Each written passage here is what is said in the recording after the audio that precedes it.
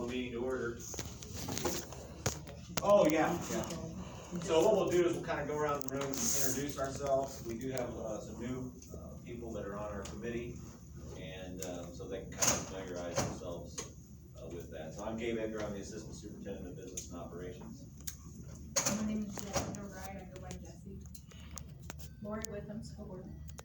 Tom Richmond, Community Member. I work at Alta.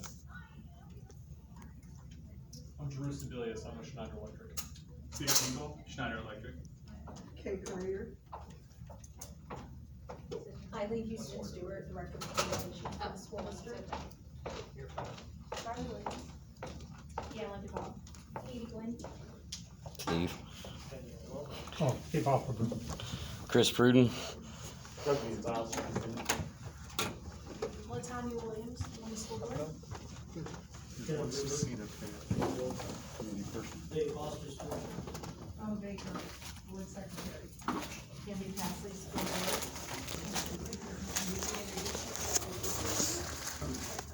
Joanna Pruitt.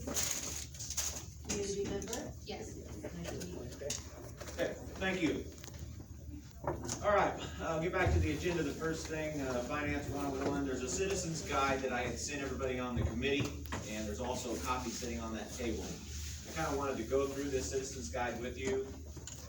In the first meeting we had together, just kind of help you better understand how the school district funds are operated and those types of things. So if you look at the top page, we'll call this the top page, I guess, the one that says tax rate in the upper left-hand corner.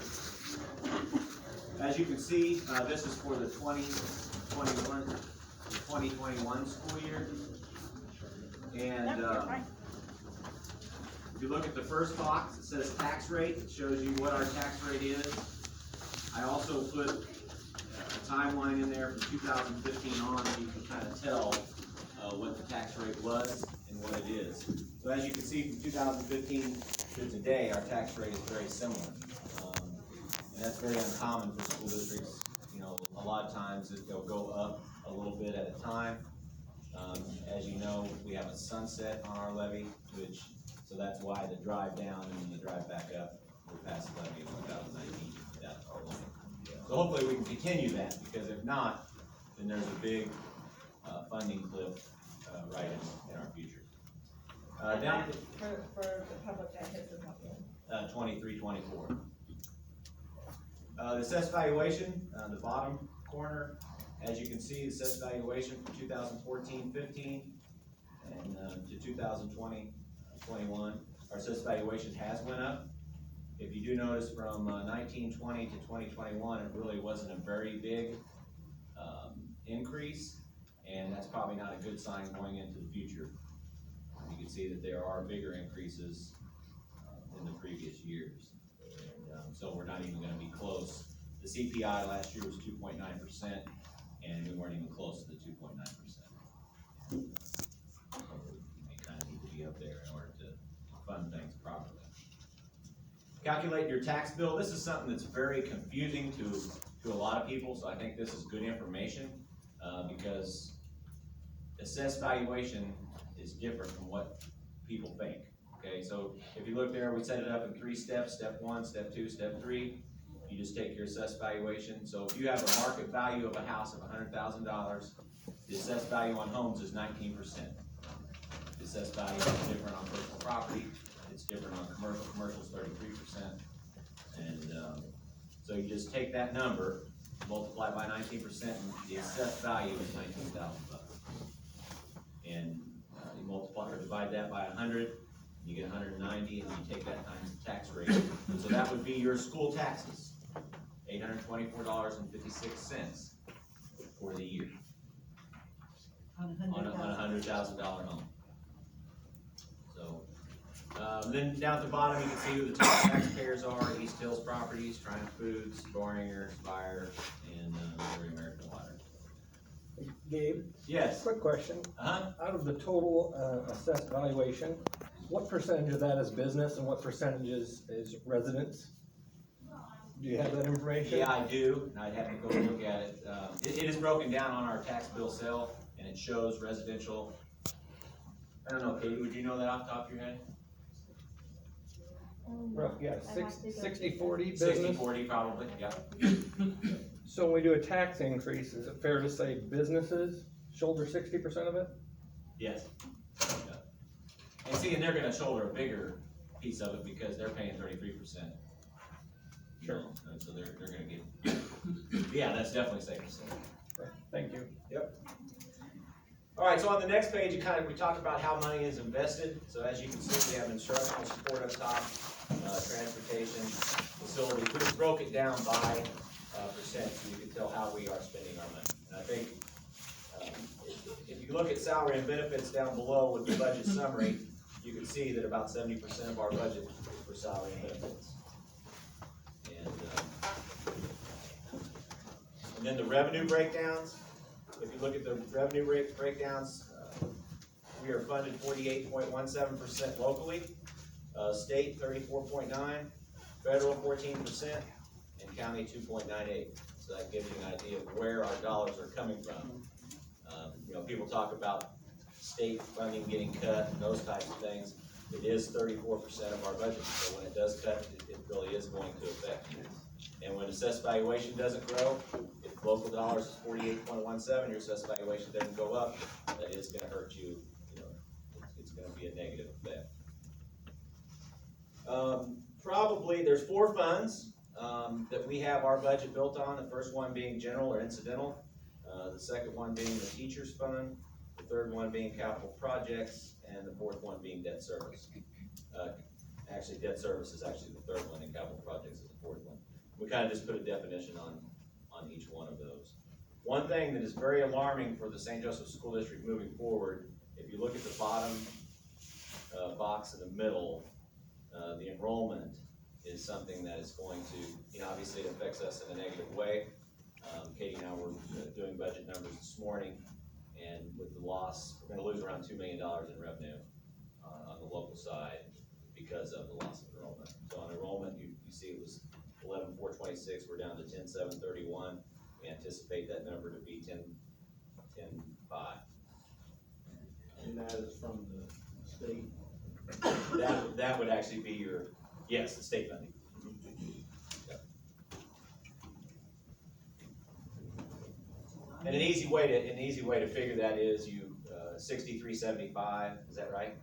Is the SAT, and you just multiply that 6375 by the number of students that you lose. So if you lose 300, take that times 6375, you get closer to $1 million. What kind of questions do you guys have in regards to that? I think this, you know, this is something that we put online. It has been very helpful for a lot of community members. We've got a lot of thank yous in regards to putting this information out there, because school funding is a little bit complex and it's different. It's not like funding that we do individually. Private business funding. It's very finite. This is how much money we get, and this is all we get, and you don't get any more. Can you explain a little bit about, briefly the different funds and how, we've got a teeny little bit of latitude to move funds from one account to another. Yeah, so we talked about the funds. Now, debt service, we're gonna leave it out of the conversation because debt service is only driven by your debt service levy, which is 50 cents, which goes to pay your debt. So it's just cyclical. It works within itself. So Fund 3, you can't really do anything except for making prepayments, refinancings, those types of things. And we'll talk about one of those here in just a minute. So Fund 1 is all of our operation dollars. Fund 2 goes to pay for all the teachers, so it's pretty simple too. So all the certified staff come out of Fund 2. Fund 1 is your operational dollars. So let's say our budget is $150 million. If it costs us $150 million to operate, that's where all of that comes from. Now, so you take the teachers and pull it out to the side. Fund 4 is the one I think Lori's asking to explain a little bit, and that's your capital improvements fund. So what you do, at the end of the year, we have an opportunity to transfer 7.5% of our total budget, I guess between 5 and 7.5%. DESI will give us a number, the Department of Elementary Secondary Education will give us a number, or give us a percentage, and then we can figure what that number is. And so, in order to keep up with roofs and parking lots and heating and cooling and those types of things, you wanna make sure that you keep a preventative amount over there. So that amount this year, our transfer is allowable is $5.2 million. So I would take that from the operation and I'd place that over in Fund 4 to take care of all those things I was just talking about, preventative maintenance. Now, it's kind of tricky because once it's over there, it can't go back. It's locked. So once it's in Fund 4, so you don't want to put too much money over there. You don't want it to be a bank account. So what we do is just try to spend it down every single year, and we don't have any problem doing that. We have a lot of issues in regards to buildings and preventive maintenance type things that need to be done. So it's easy for us to spend. That's kind of I know that's a lot of information very fast, but that's kind of the gist of it. I And guess. the teacher's fund has to be zeroed out. At the end of the year, yeah, the teacher's fund zeroed out at the end of the year. Teacher's fund zeroes out at the end of the year. That's something that people have to realize too. We can't build up money in that fund to be able to give raises later on because state statute says at the end of this school year, that fund is zeroed out. So where you build your, so you hear people talk about fund balances in education. You build your fund balance in Fund 1. So that's where you keep your savings account, I guess. And our fund balance right now for the district at the end of last year was 23.6, and we anticipate that that's going to grow a little bit, and we'll talk about that in more detail in just a second. The point I was roundabout getting to is understanding that because we seem to have to move,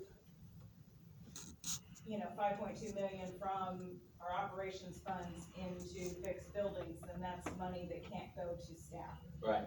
directly. Yeah. Or programs directly, because we have to move it to take care of groups and problems there. So when we were trying to look at the bond, trying to get people to understand having all of these roofs and all of these building issues, in order to continue to pay for that, it has taken money away from what we could pay people and programs. Yep. Because we have to move it to pay for the other.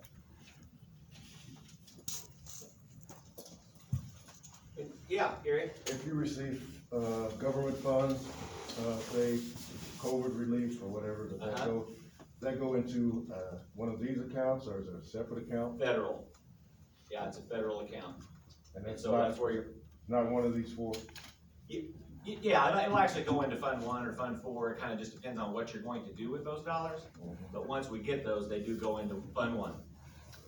And then the tricky part is, like with the HVAC project that you're gonna hear about here in just a little bit, that they're gonna directly put that into Fund 4. So it'll be spent on Fund 4, but that's something that the department is going to tell us that we have to do. We don't have a choice. You normally get guidelines and criteria Yeah. for what it can be spent on, and it has to be specific to that, and you have to be able to keep an accounting of where you spend those dollars. Otherwise, federal government doesn't like that real well, so. So you write it into your proposal? Yeah. You normally have to put a proposal. Yeah, we put it together. in EPEGs. It's called EPEGs, which is it's just a format that the department uses. So we go in, we fill out the information, documented information, the requests that we're asking for, which we're getting ready to do with an HVAC project. And then they tell us whether we can do it or not. So they approve it, give you a little check mark. The tricky part is, they won't give you the money until it's done. Well, so if you're doing $27 million worth of work, and our fund balance, I just told you, was 23.6, which is $27 million, I wouldn't be able to make payroll. So, I mean, there's no way I can go out and just spend $27 million without being reimbursed first. So we're gonna have to come up with a funding source to do that, and LJ Hart's gonna assist us with that. So we're gonna have to take a loan for 6 months and then pay it all back whenever we get the dollars for it. But he's gonna go into more detail about that tomorrow at the facility meeting. It's all tied into it. Yes? Quick question on enrollment. Uh-huh. I mean, we can't grow kids, right? So Right. what are the key contributing factors to enrollment decline? mean, obviously, you've got people moving away, you've got competing schools. What are the top issues we have? You know, I think there's a lot of competition, within 30 to 40 miles of St. Joseph. And this is not something that is specific to St. Joe, because honestly, north of I-70, I would say that 90% of them are declining in enrollment in schools. So it's an in general deal. Private education, privatized education, is something that is, talked about a lot right now, in the legislation, in the legislature. So, you know, I mean, it's, there's a lot of different factors, but I think a lot of it has to do with, it's more of a retirement community, and people just don't wanna, there's nothing for them here. When they did the demographic study, that was one of the things he pointed out, people were waiting longer to have kids and not having as many kids, so that's part of what he pointed out as the decline as well. General decline. Yeah. Which is in general for society, period. Right. Do we have any of the recent census information about how many kids are living in our district? Yeah, we actually just did a demographic study, and we have all of that, and we have to actually track it. Oh, you mean within the district that don't go to school? Right. Oh, exactly. Because I know, from my experience, a lot of people I've spoken to, they pulled their kids because of lack of accommodation. Uh-huh. They just didn't feel safe. There's a lot of bullying going on, and students didn't feel like they were getting the accommodations they needed, the support systems in the school district.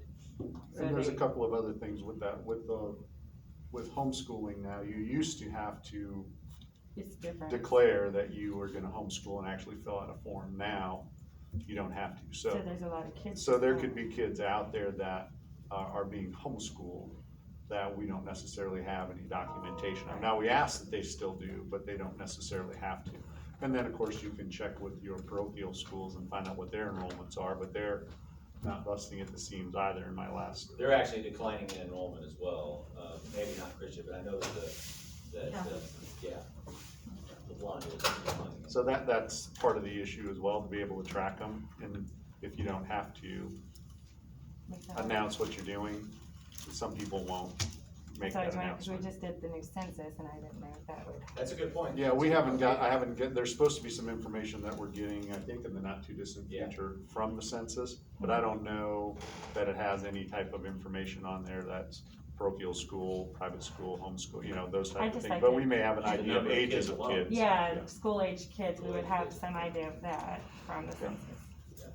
So is the state or any other agency required to track, to find out who is not homeschooling and not homeschooling? Technically, the state is supposed to do that, Technically. but I would imagine, just politely saying this, they don't have enough people down at the Department of Education to deal with a lot of issues, let alone dealing with tracking of homeschool. But again, when they rewrote, you remember when they rewrote that you no longer had to announce? Because you used to have to actually fill out a form that says, I'm gonna homeschool, I'm gonna guarantee that the curriculum and these type of things.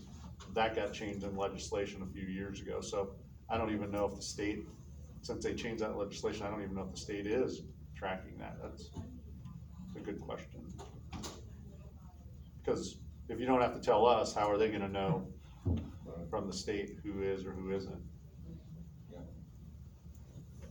The best we can do is how many enroll in the district, beginning of every school year. And then we do, if somebody enrolls with us and somebody leaves for some reason, we normally try to track if a records request is made to go to another district, and then if not, we do try to follow up if we can. Hey, where is Doug? You know, hasn't been here in a while. And if they wanna tell us they're homeschooling, they can, or if they wanna say they've gone. Sometimes people just move and don't even request records, they just go someplace else and start.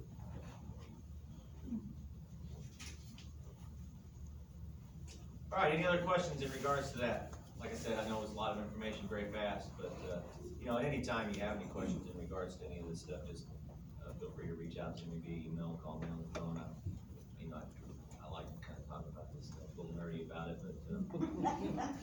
And I would just make a suggestion to new community members that you laminate this, you hang on to it, whatever, because this is you're gonna refer to a lot over this next year so that you serve on the committee. Well, Mr. Reader, he showed me that the other day, but this is for 2021. Right. And Katie will, whenever we update it in July, it will be changed to the new board.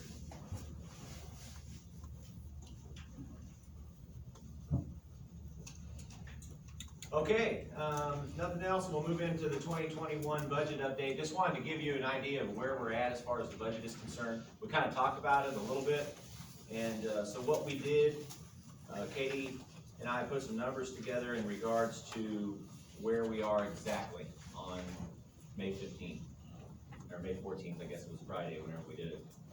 And we're anticipating right now, and I had mentioned a minute ago that we'll be making a $5 million transfer, $5,211,000 from Fund 1 to Fund 4 for the for the capital expenditures. And after that transfer was made, our end of the year estimated fund balance is 27.98%, which is up from 23.6. Now, don't hold me to that. Katie's going to kill me for even saying what the percent is. But, you know, there's a lot of underlying factors. There's a lot of things that, you know, you have to get between now and June 30th. And so that's all anticipated. But the good thing is, I do think the fund balance will grow again. And so we'll be in pretty good shape from a financial standpoint. And I wanna say this here, because Gabe won't.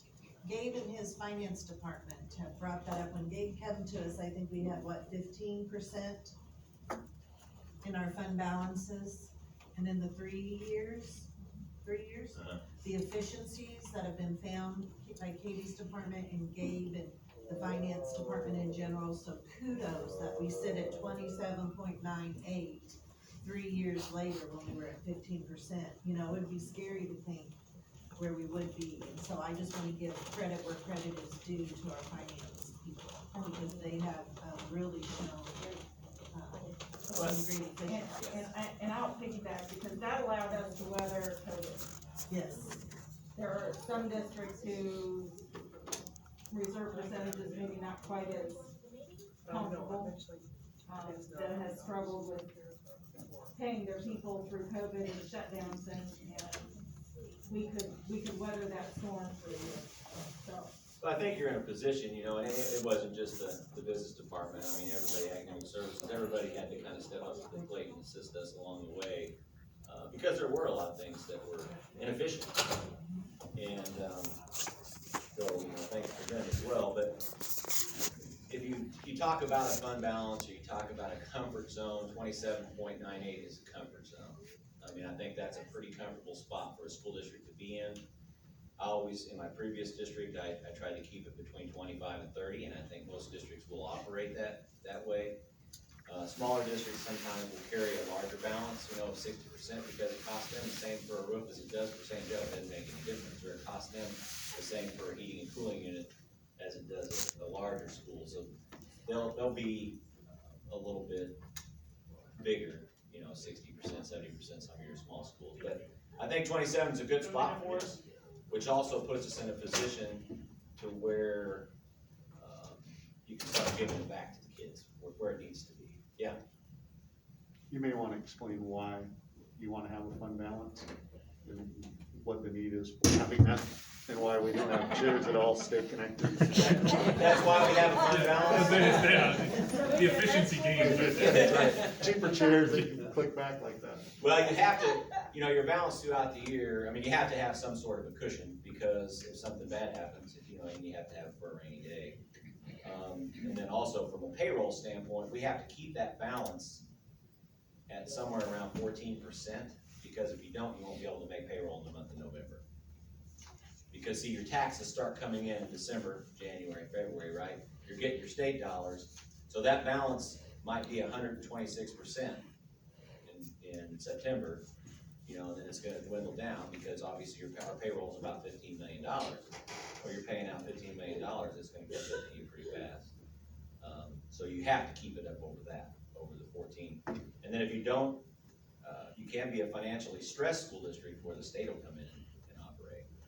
And I've seen schools around here that have been in the financial stress. We definitely don't wanna do that. And I guess I Would be- oh, go ahead. I guess I would add that the other reason is because you're never guaranteed that the state's always gonna deliver. Gotta fund you, yeah.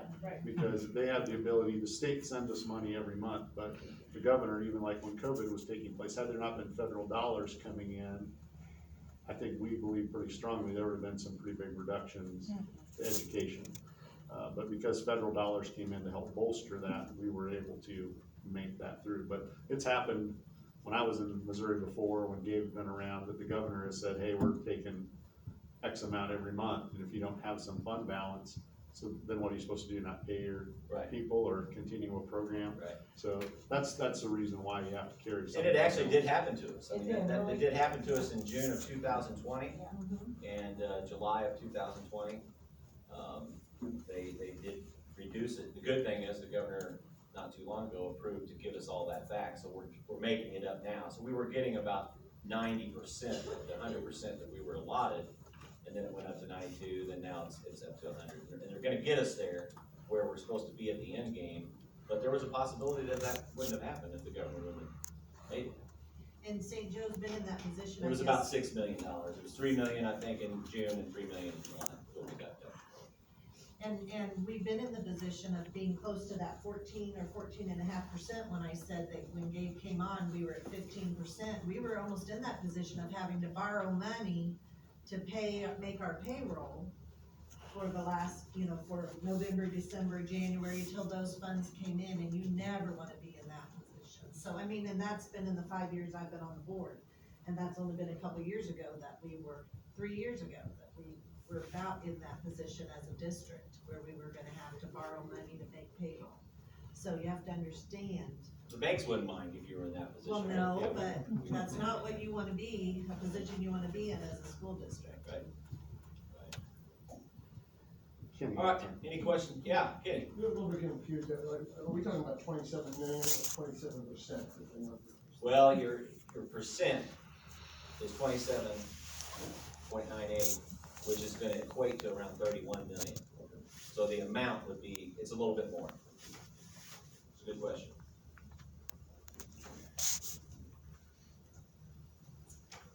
All right, if there's no other questions, we'd kind of give an update on the 21-22 budget. We're done with all of the expenditure side. We still have some questioning in regards to the revenues. This has been kind of a challenging budget prep for the fact that, we're getting a lot of federal dollars. We're getting a lot of things that are, we're taking them out of one fund and spending them in others. And so it is kind of tricky to prepare the 21-22 budget. So we're still diving into the revenue side. So we'll have that, obviously, the board will approve that in the month of June, the preliminary budget. And then we'll probably come right back with an amendment sometime in September because, just to make sure that we're. But, the expenditures, I will tell you, even with the raise, the expenditures only went up about $1 million in comparison to last year, which is a good thing, because just on the raise in itself for the employees, that was $1.3 million, just a step, and then the $500 to the base, so, it's about $2.5 million total. And then we had the health insurance, so really, to be honest with you, we're in pretty good shape as part of the expenditure. Yes? What are some of your ideas with the planning and room rate of 2021, 22? What are some of your ideas on how to maintain that reserve? How to maintain the reserve? Well, I tell you what you have to do from a finance standpoint is you really have to pay attention to people. In education, that's what costs you money, is people. And so if you lose 300 kids, then I think it's important that you equate that to the number of employees that need to go, that need not to be, not that we want employees losing their job, but as we look at attrition and those types of things, take care of those. So, and we do that, and academic services does a good job of identifying that and kind of playing that game. It's interesting, but that's where you have to do it. It's people. Because 70% of our budget goes to salary and benefits. So when 70% of your money goes there, that's the place that you have to, that's the only place you really have to.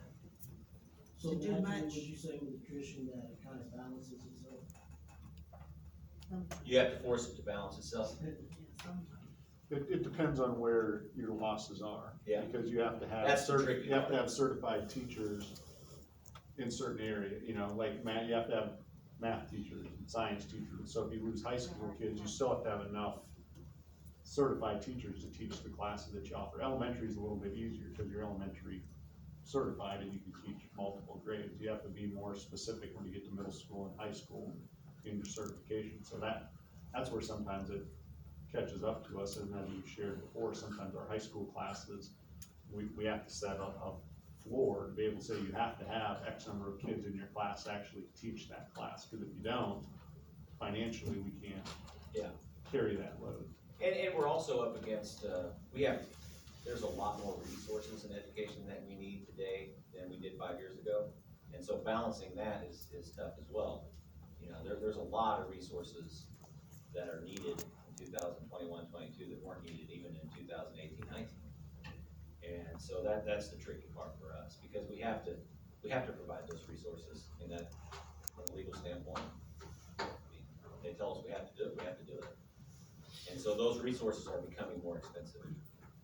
And so where you can trim down, you have to trim down, period. If you don't, you'll start deficit spending. Once you start deficit spending, you're in trouble. We never wanna get to the point where we were 5 years ago when we had to make an $8 million cut. That was not fun to spend on that. Yeah, Michelle? Yeah, I was just wondering, so, I mean, you said it is kind of competitive now in this area. Are we doing anything to kind of market what we have going on, or kind of draw in students that we may have lost in the past? Like career readiness, like there's some programs that we have going on here in St. Joe that people don't even know about. My daughter just started the Early Academy of Missouri Western.